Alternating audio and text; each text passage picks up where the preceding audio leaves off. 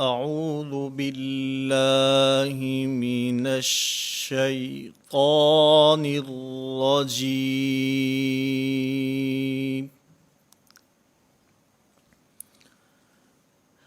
بسم الله الرحمن الرحيم.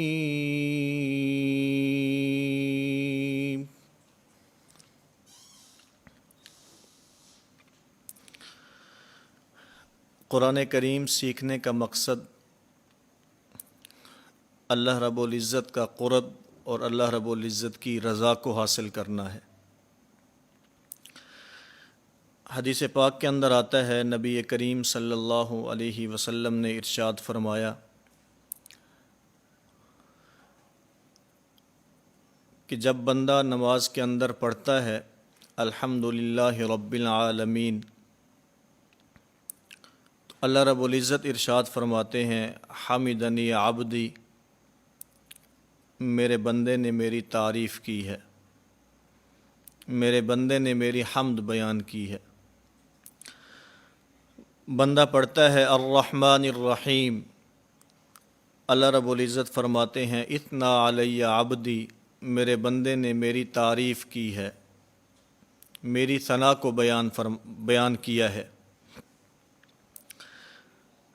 بندہ پڑھتا ہے مالک یوم الدین، اللہ رب العزت ارشاد فرماتے ہیں مجدنی عبدی، میرے بندے نے میری بزرگی کو بیان کیا ہے۔ بندہ پڑھتا ہے ایاک نعبد و ایاک نستعین، اللہ رب العزت ارشاد فرماتے ہیں ھذا بینی و بین عبدی ولعبدی ما سأل، کہ یہ میرے اور میرے بندے کے درمیان ہے، میرے بندے کے لیے وہ کچھ ہے جو کچھ اس نے مانگا ہے۔ تو گویا جب بندہ نماز کے اندر قرآن کریم کی تلاوت کرتا ہے تو یہ اللہ رب العزت سے ہم کلام ہوتا ہے، اللہ رب العزت سے گفتگو کر رہا ہوتا ہے۔ اس لیے نماز کے اندر قرآن کریم کو اچھے طریقے سے پڑھنا، نماز کے اندر قرآن کریم کو تجوید کے مطابق پڑھنا بہت ضروری ہے۔ اور بسا اوقات ایسا ہوتا ہے کہ ہمارا اس طرف دھیان نہیں جاتا اور معمولی سی غفلت اور سستی کی وجہ سے قرآن کریم کی آیت کا معنی بدل جاتا ہے، اور بسا اوقات اس معنی کی تبدیلی کی وجہ سے انسان کی نماز ہی ختم ہو جاتی ہے۔ اس لیے قرآن کریم کو تجوید کے ساتھ سیکھنا اور قرآن کریم کو تجوید کے ساتھ پڑھنا بہت ضروری ہے۔ آج کے ہمارے اس سبق میں نورانی قاعدہ کی تختی نمبر 2 ہے حروف مرکبات۔ مرکبات کا معنی ملے ہوئے حروف۔ گزشتہ اسباق میں ہم نے حروف مفردات پڑھے جن کو حروف تہجی اور حروف ہجا بھی کہا جاتا ہے۔ آج کے ہمارے اس سبق میں حروف مرکبات ہیں۔ اس تختی کا مقصد اس تختی کے اندر مختلف حروف کی مختلف شکلیں لکھ کر سمجھانا مقصود ہے۔ مصحف عثمانی میں وہ نسخہ جس کو حضرت سیدنا عثمان غنی رضی اللہ تعالی عنہ نے مرتب کروایا، اس کے اندر ان حروف کی جو مختلف شکلیں موجود ہیں وہ مختلف شکلیں لکھ کر سمجھانا مقصود ہے۔ مثال کے طور پر آپ قاعدہ میں دیکھیں گے، اس میں یہ لام کی مختلف شکلیں ہیں، لام الف، پھر آگے یہ شکل ہے لام الف، پھر آگے چل کر یہ شکل ہے لام الف، پھر آگے چل کر یہ شکل ہے لام الف۔ یہ لام کی مختلف شکلیں ہیں۔ اسی طرح یہ لام ہا، آگے چلیں یہ کاف کی مختلف شکلیں ہیں۔ کاف کی ایک شکل یہ ہے، اس سے آگے کاف کی ایک شکل یہ ہے، پھر آگے چلیں، کاف کی ایک شکل یہ ہے، یہ مختلف کاف کی شکلیں بیان کی گئی ہیں۔ اسی طرح آپ آگے چلیں تو اس کے اندر میم کی مختلف شکلیں ہیں، یہ یا میم ہے، یہ با میم ہے، یہ نون میم ہے، اسی طرح یہ ثا میم ہے۔ یہ میم کی مختلف شکلیں بیان کی گئی ہیں۔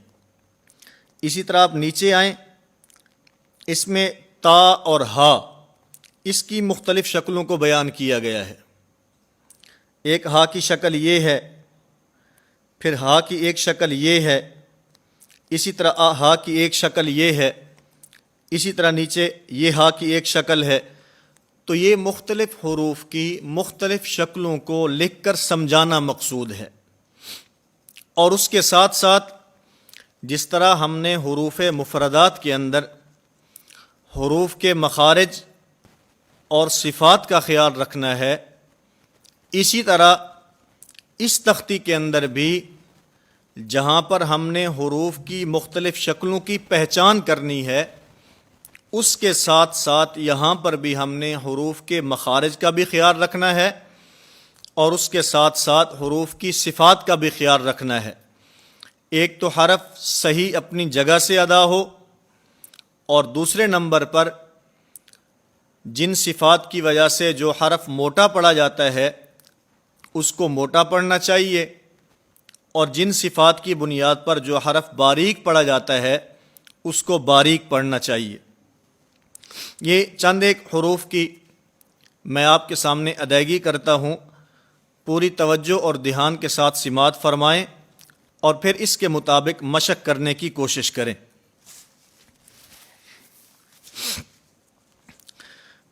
الف لام الف لام الف، با الف لام الف لام لام الف لام ہا۔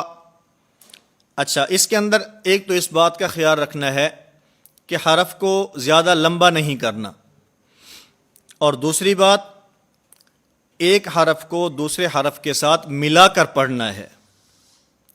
ایسا نہ ہو ایک حرف کی ادائیگی ہو، پھر اس کے بعد درمیان میں سکتہ آ جائے، پھر اس کے بعد دوسرا حرف پڑھا جائے، یا اسی طرح پہلے حرف کی ادائیگی میں قلقلہ ہو جائے اور پھر دوسرا حرف پڑھا جائے۔ اس بات کا خاص خیال رکھنا ہے۔ لام ہا، اب اس میں لام ہا، اس میں یہ قلقلہ کی طرف چلا جاتا ہے، اور اگر آپ اس کو اس طرح پڑھیں لام ہا، یہ سکتہ ہو جائے گا۔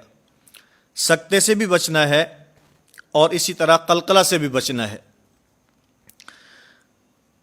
کاف کاف کاف با کاف با، اور اس میں نے پہلی تختی کے حروف کے اندر بھی اس بات کو عرض کیا تھا، خصوصاً وہ حروف جن کے آخر میں الف آتا ہے، اور ان میں وہ حروف جو باریک پڑھے جاتے ہیں عموماً ان کو باریک کرتے ہوئے امالہ ہو جاتا ہے۔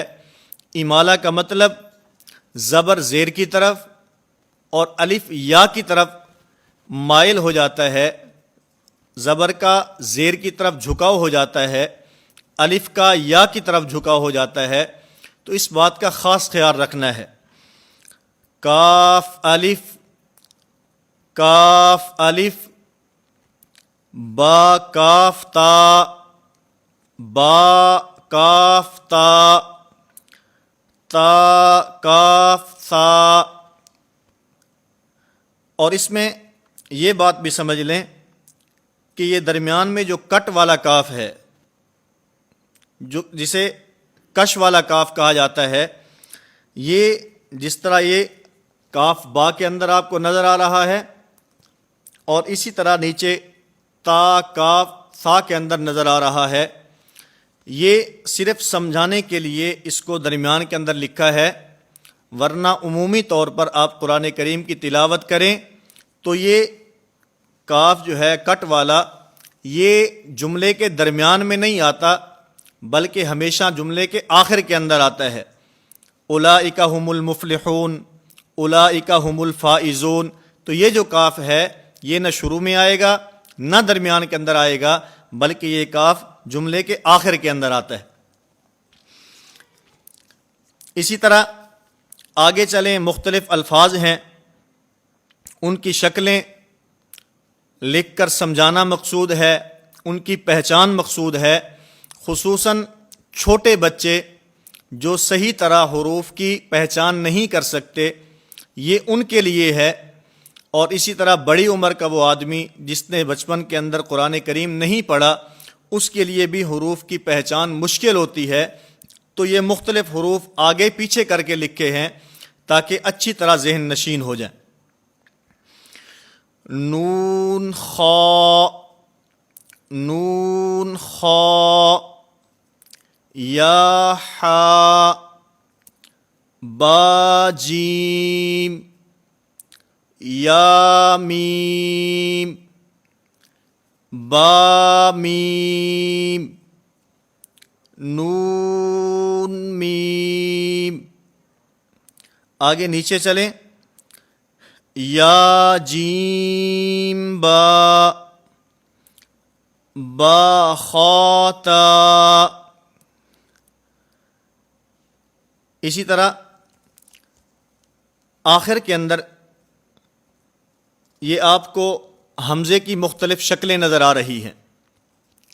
اس میں عموماً جو غلطی ہوتی ہے وہ پڑھنے کے اندر بچہ یوں پڑھتا ہے، حمزہ الف، حمزہ واو اور حمزہ یا۔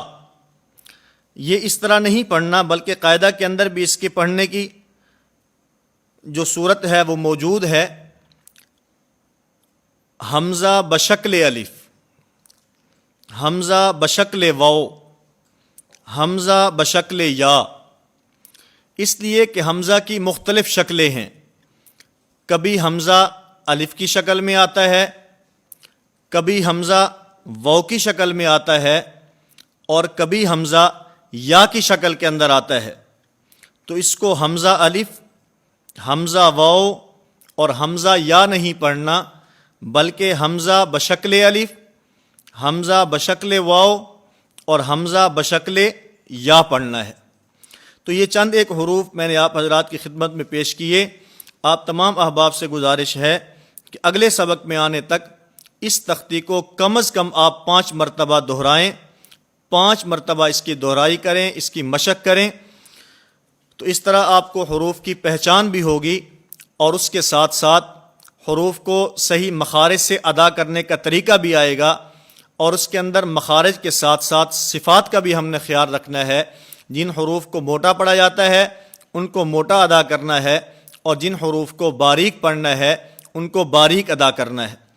آخر میں آپ حضرات کی خدمت میں سورۃ الفلق کی ابتدائی 2-3 آیات ان کو بطور مشق کے پیش کرتا ہوں تاکہ ہمارے حروف جو ہم حروف مفردات ہم نے پڑھے یا حروف مرکبات پڑھے ہیں ان کی صحیح ادائیگی مشق کی صورت میں ہمارے سامنے آ جائے۔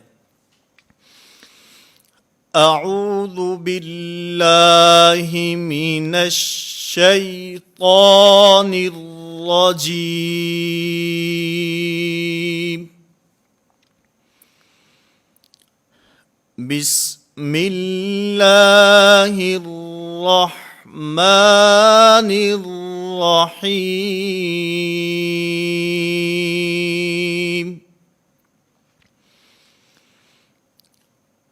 قل اعوذ برب الفلق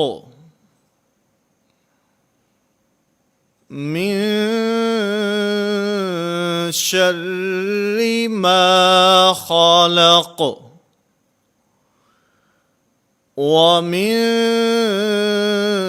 شر غاسق اذا وقب، صدق اللہ العظیم۔